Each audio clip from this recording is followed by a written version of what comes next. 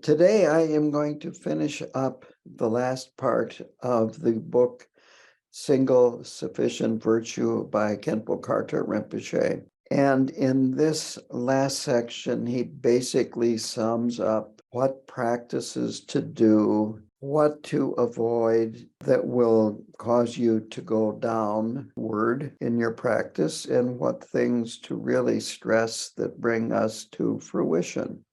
And starting where I left off which was roughly page 45 of the book, he begins by talking about the importance of Lojong, or mind training.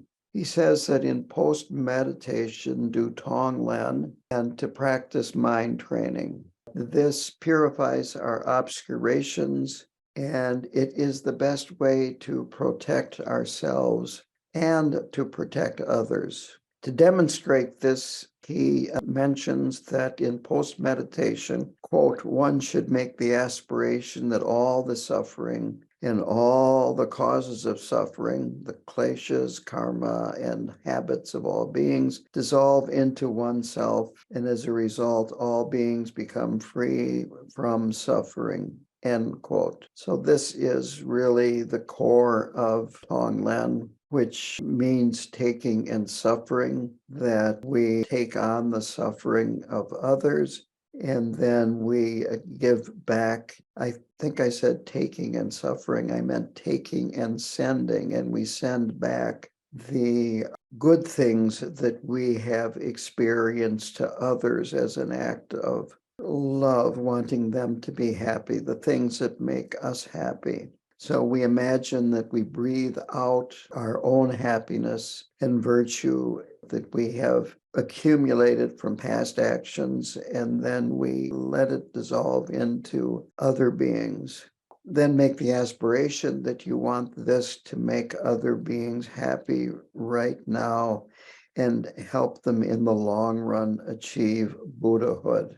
To become even more specific about this, he says that if we're going to travel this path of Mahamudra without obstacles and without diversions, that we need to combine, first of all, even placement, this actual meditation that is taught here in the book. And when I talked about the slogans 2 through 6 about resting the mind, ending, view all phenomena like you are a child of illusion. This is about even placement. And so that is the first point that he makes if we're going to be practicing Mahamudra and traveling the path, is continue even placement meditation. So these are slogans 2 through 6. And then the second point is in post-meditation, practice the other of the 7 points of mind training. And these are slogans 7 through 59. I'm not going to go into them here, but these are about relative bodhicitta, developing compassion for all beings. The even placement is about absolute bodhicitta. Now, the one slogan that isn't mentioned here is slogan number 1, which is contemplating the 4 thoughts that turn one's mind to the Dharma. And that really is important to contemplate too, especially if you find yourself becoming lazy and aren't so motivated in doing either of these practices of even placement or the rest of the engendering relative bodhicitta. So these 4 thoughts that turn one's mind to the Dharma are intended specifically to counter laziness. I went over them at the beginning of the book, but just to review them very briefly, it is first of all to contemplate how precious our human birth is, how extraordinary it is that not only do we have a human birth, but We have been born in a country that we can have access to the Dharma, we can practice the Dharma freely, and we have met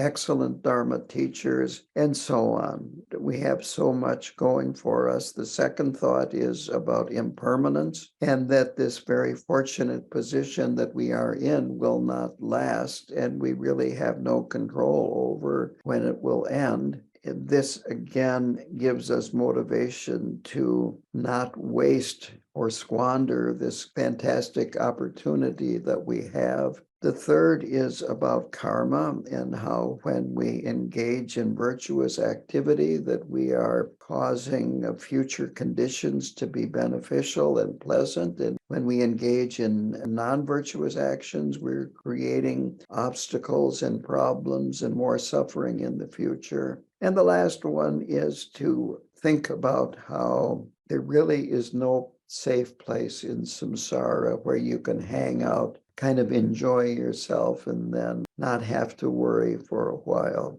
So Rinpoche continues and says that misunderstandings, deviations from the path, pride, and misapprehension, that these four things will arise as we practice. This is going to happen. On the other hand, if we are careful and we are diligent in our practice of mind training, they can be overcome. They are not insurmountable obstacles. But again, don't be surprised if any of those arise, and be continually on the alert to watch out for them. You might say, don't let them sneak up on you. Now, here is a quote that sums up this point that I've just covered. There is no point on the path where we do not need to practice mind training. End quote. And that seems almost contradictory to the title, which is Single Sufficient Virtue. But wherever you are on the path, it is important to continue practice mind training. He has a little section in there about Chu, and I don't think any of you have had instructions, so I thought I should talk about that a little bit. This is a practice, it's a Vajrayana practice that was developed by Machik Labdrone, who is one of the rare female important teachers, and she is the originator of this practice. And in this practice, it is really a strong, powerful way to work with attachment to our egos and our idea of ourselves being more important than others. Quote, others see to protect themselves from enemies and demons.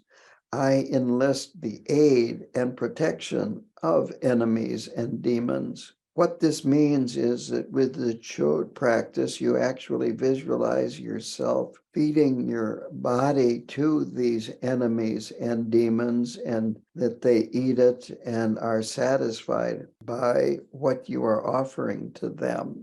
So this really is a strong reversal of the tendency to protect ourselves and not be so concerned about other people. It is a difficult practice to do, and as I said, I don't think any of you have had instructions on how to do it. But Rinpoche brings this up here, so I wanted to mention that to you. He ends this section with another quote, and this again is from Machik Labdrone. Quote, that is your mother's Dharma tradition, end quote. Next, he goes into compassion and emptiness. And he says that all Mahayana practices, including Mahamudra, have this cultivation of emptiness with also tremendous compassion. These are not two separate things. Compassion for oneself is discipline, which is avoiding things that cause us to suffer. And for others, it is empathy, not wanting others to suffer. When you combine this with emptiness, you see that the suffering has no inherent existence, And this actually can strengthen the compassion for others because you realize that they are suffering needlessly. There's no need to suffer, but it is their delusion that causes beings to suffer. Again, Rinpoche talks about there being two aspects to our development and our practice on the path. And they are through compassion and emptiness. And he also uses two other words for these that could be considered almost synonymous. So instead of compassion, he talks about merit, and instead of emptiness, he uses the word wisdom. So through our compassionate thoughts, our words, and our actions, we accumulate merit. And through our wisdom, we develop a clearer understanding and experience of emptiness. Frequently, it is emptiness and compassion are used either with a hyphen or with a slash, where it's emptiness, compassion, rather than it's compassion or just emptiness, that the two really are inseparable. So compassion and emptiness are very crucial to continue traveling the path. The next point is he talks about devotion to your guru. And the devotion to your guru is based on appreciation of the guru, appreciation of what the guru has done for you. That one's guru is the person who teaches you the instructions, perhaps gives you your empowerments or many of your empowerments, and who proves to you that your mind is Buddha and will eventually demonstrate this beyond any doubt of yours. So one's guru is considered to be actually more important, well, equal to the Buddha. And in another point of view is considered even superior to the Buddha. It's the guru that transmits, pointing out instructions of one's mind, and therefore is equal to the embodiment of all the deities of the three roots. Practice Vajrayana to realize the three jewels and the three roots. And the guru is the one that allows us to realize them through our practice. And since our guru has a human body, we develop a very close relationship with our guru. And this way, the guru is considered to be actually superior to the Buddha because we have this close relationship with another living human being. Here is a quote from Rinpoche. The first point of devotion is to appreciate what your guru has done for you in pointing out the nature of your mind, end quote. So if that appreciation becomes intense enough, you actually begin to see that all appearances are the display of the guru's mind or his wisdom or her wisdom. In this way, you experience the blessings of the guru. When you're happy, it's the guru's blessings. And when you are unhappy, it is the guru's teaching. When you're healthy, it's the guru's blessing. And when you are sick, it is the guru's teaching. So this is the way to view the guru. And eventually, quote, you come to resolve that your guru is your refuge, that you have no other object of reliance, a person or a place, end quote. And you realize you don't need another one. You have one, you have your guru, and you place your hopes on your guru. It's without reservations and without conditions. I think this was a long life prayer for Khenpo Karthar Rinpoche, and there was a line in there about him that said he saw his guru's word as his command. So that's what's being expressed here, is seeing the word of your guru without reservations, without conditions, without adding ifs or buts. So to go into that in more depth here, without reservations means that you entrust yourself to your guru's wisdom mind, that you think this way, quote, "The guru knows what to do, just do it. I don't know what I need. I know what you know what I need. I don't know what I need. You know what I need," end quote. And without conditions means that you are not holding anything back, that you are not saying, quote, "I will be devoted to you unless," or "I will be devoted to you until," end quote. So this is that utter unconditionality. It's very personal and it's very intense, and it's something that usually develops over time. In some of the classic biographies of the great Kagyu forefathers, they talk about it developing very quickly and becoming very intense very quickly. But for most of us, it is more of a gradual experience. Once we gain that kind of devotion, then it will remove all impediments.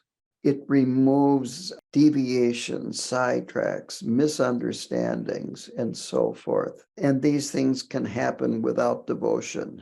So the three roots give us: the guru is the root of blessings, the yidam is the root of attainment, and the protectors are the root of activity. And the guru is seen as all three of these. So by having this devotion to your guru, your experience and realization grows and develops, and naturally and spontaneously you will progress if you have this kind of devotion. Rinpoche calls this devotion, a type of devotion, the profound path, because you go through the stages and paths in this very life. The stages are the bodhisattva stages, the bhumis. There are 10 bhumis, and the paths are the 5 paths. He has another quote here that I want to read. "You need have no doubt whatsoever that you will in this life accomplish the utmost good for yourself and others." So if you have practiced all these instructions covered in this book, they will enhance each other. They're like, you might say, a feedback loop. Each one enhances the others. They are not separate. They're not single boxes. They're in a whole package. So all these instructions are to be implemented and coordinated and practiced in the way that Rinpoche talks about them in the book. And that finishes up the main body of the book. What is left now is the colophon. So here are parts of the text that are in there, and then I'll give a little commentary on them. "Cast far away any type of practice that is not actually taming your mind." So what this means, that all Dharma practice, meditation, other forms of practice, the 7 points of mind training, and so forth, if they're not taming our minds, they are, quote, "not only useless, they are harmful," end quote. So be careful. Keep aware of how things are working and how your mind is progressing or not progressing. If faults are arising, if pride is arising, and so on and so forth. Go of whatever is causing these obstacles to arise. Quote, "Always compare your mind and your life to these instructions," end quote. Again, that's part of the main body of the root text. So see if you're actually implementing these things in your life. Are you actually practicing them in your mind? It's easy, very easy to think about judging others, but what's important is what's going on in our own mind, and that's where we really need to spend a lot of time examining. Now he has a long list of types of people you do not want to become. And so I'll just read this straight through. And this is a quote from the root text. "Do not become scholars who pride themselves in how learned they are, monastics who pride themselves on their goodness, meditators or retreatants who have only solidified their fixation, their craving, their attachment, and their imputation of reality to phenomena. Hermits who deceive others with lies, claim spiritual abilities they do not possess in order to gain influence, offerings, or respect. Supposed bodhisattvas who talk nice but have vicious minds, harboring malice in their hearts and going around saying, "Oh, all sentient beings are so deserving of compassion." Fake lamas who consume offerings, who pretend to be greater than they are, who have some kind of position in the Sangha and use their position and their undeserved reputation to attract patronage and offerings of others, which they consume without regret. End quote. Most of you, if not all of you, don't have to worry about being a scholar, a monastic, a 3-year retreatant, but meditators can fall into that. Hermits, I don't think any of you are hermits. I don't think any of you would pretend to be a bodhisattva just yet, or a fake lama. So some of this is more of a general warning rather than specifically to you. So the problem with this is that if you are genuine, if you actually possess the qualities that the donors believe you have, then you're not going to be obscured by the offerings and their patronage. But if you don't have that clarity, if you don't have those qualities, then there will be karmic repercussions. And these repercussions are horrific, can easily send you to a hell realm in the next life. I've heard Rinpoche say before his parinirvana that he was somewhat concerned about accepting offerings, and he gave all his offerings away. At least that's what I saw. He also said that students behave virtuously and progress on the path, then this affects him in a positive way. But if his students are going down, that affects him in a negative way.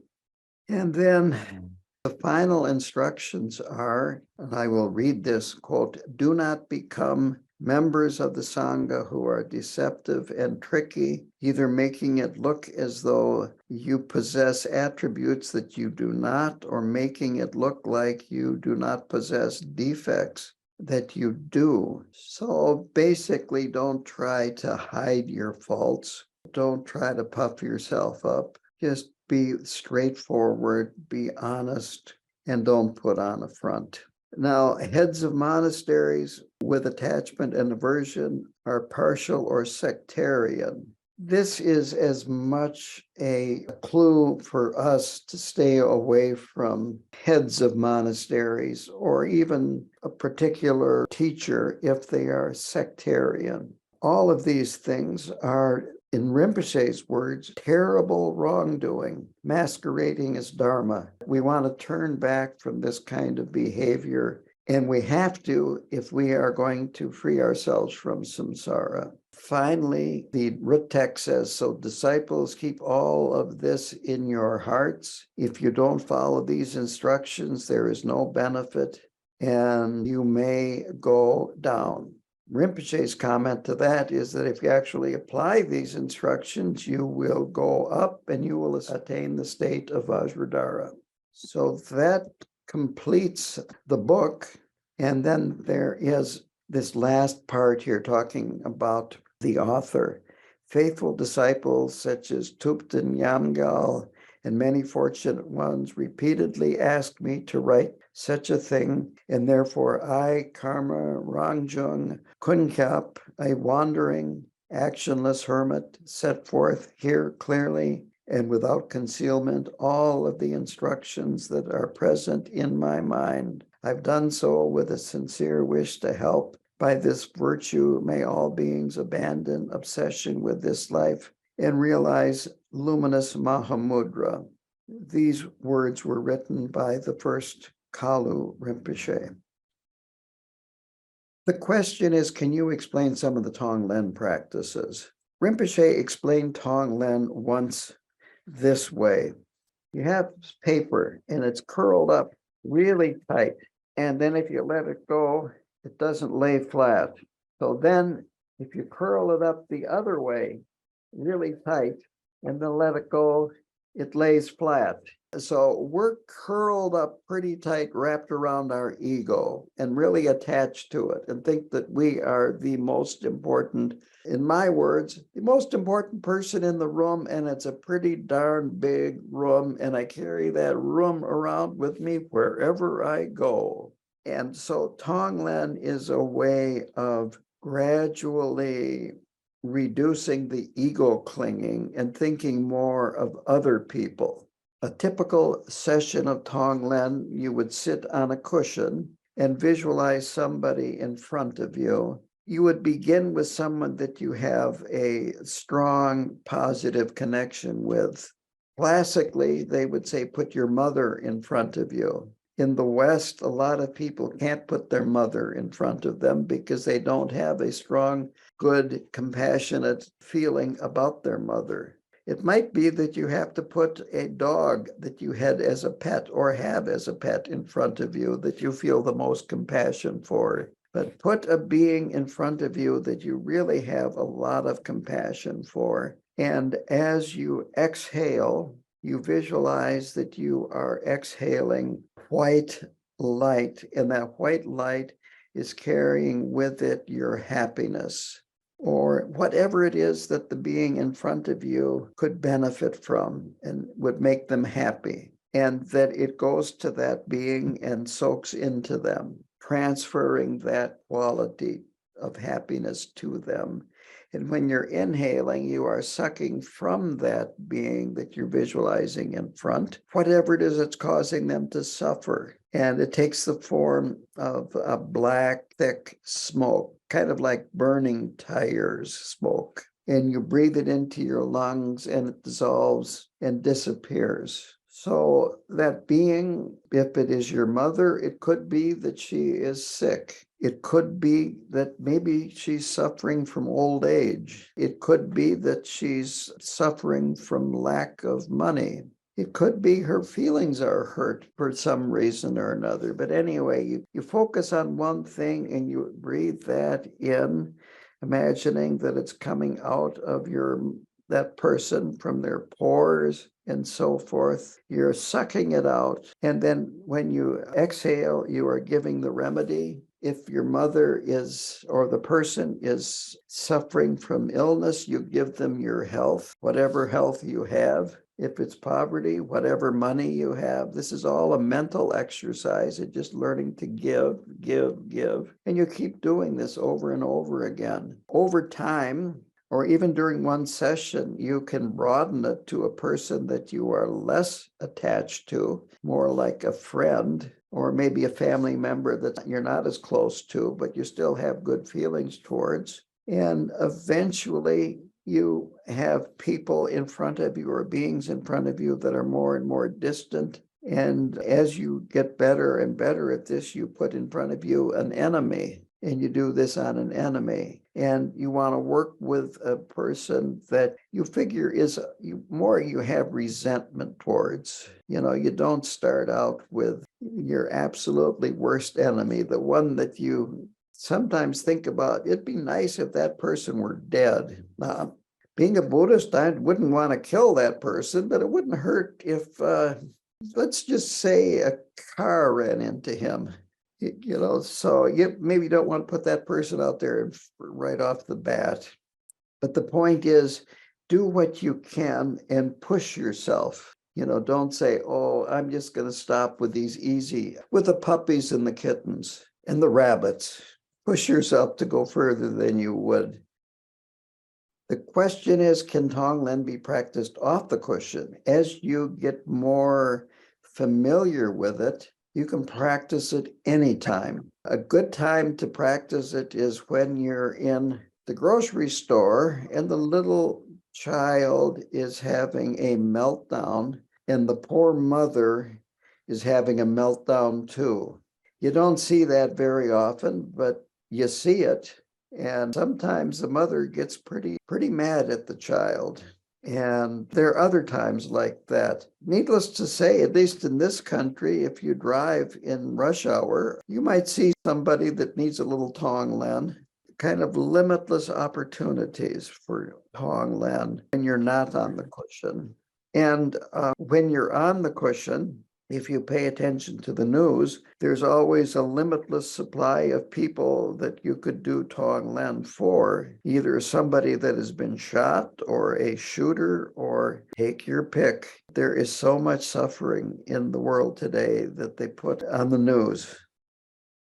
The question is more of a comment, and that is, well, the title of the book is Single Sufficient Virtue, yet then he goes through this long list of practices. And I view this as Rinpoche's instructions on how to practice and how to progress on the path. And that is, do all of these things to the best of your ability, especially with this idea of devotion towards your guru, which in this case would be Khenpo Karthar Rinpoche or Gyalwang Karmapa or whoever your guru is. But do all these other things. Don't just rely on one thing. Discard things if you find that they don't make you more compassionate, if they are not enhancing your progress, to discard those. In other words, as you pointed out, it's really not a single sufficient virtue. It is more a large number of different things that can be all done, not necessarily at the same time, but during the day, during the week, during the month, and they all reinforce each other. The question is, in all these practices, what's the role of guru devotion? Guru devotion is what gives you confidence in the instructions of your guru. There was a man that was a regular at KTD. He lived in the Woodstock area. He liked lots of different teachers. He liked a lot of different teachings. And one person told me this one day. He has a lot of different gurus, and that way he doesn't have to listen to anyone. It's kind of like if mom says no, you go to dad, hoping that dad will say yes, and you don't tell dad that you've already talked to mom. So what you want to do is follow one guru's instructions, but you have to be careful. I mean, it's not about, oh, okay, I'll just do whatever he says or whatever she says. You begin with your eyes open, unless you have a really strong karmic connection with that person from past lives. But as the relationship develops, you start seeing your guru more and more as a very special person, and you want to become like your guru. That's another aspect of devotion. You want to become like your guru. You have such admiration for your guru, and you start seeing the words of your guru as this is what I have to do, rather than I will do this in most cases, but if it gets difficult, then I'm reserving the option to kind of back out.